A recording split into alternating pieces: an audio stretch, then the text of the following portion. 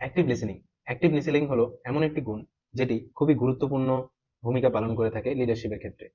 আপনার কোনো এমপ্লয়ির যদি কোনো চ্যালেঞ্জেস থাকে, কোনো সমস্যা হয়, তার যদি কারো লিডারশিপে কোনো সমস্যা হয়ে থাকে বা ইন্টারনাল এক্সটার্নাল যে কোনো সমস্যা হতে থাকে, তাহলে সেই সমস্যাটি আপনার আগে শুনতে হবে।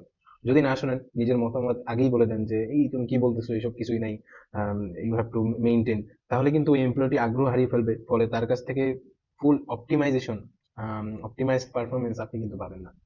তেমনি ভাবে কোনো বস, অনেক সময় বসের ইনস্ট্রাকশন থাকে, তাদের একটা প্ল্যান থাকে, সেটিও আপনাকে শুনতে হবে।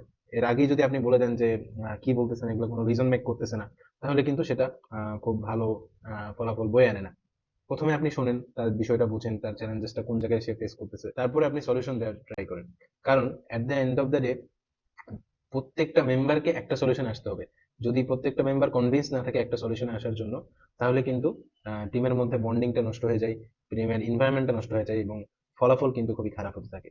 তাই ভালো করে শোনা এই গুণটা আমাদেরকে রপ্ত করতে হবে এবং নিজেকে প্রতিনিয়ত তৈরি করতে হবে। ধন্যবাদ সবাইকে।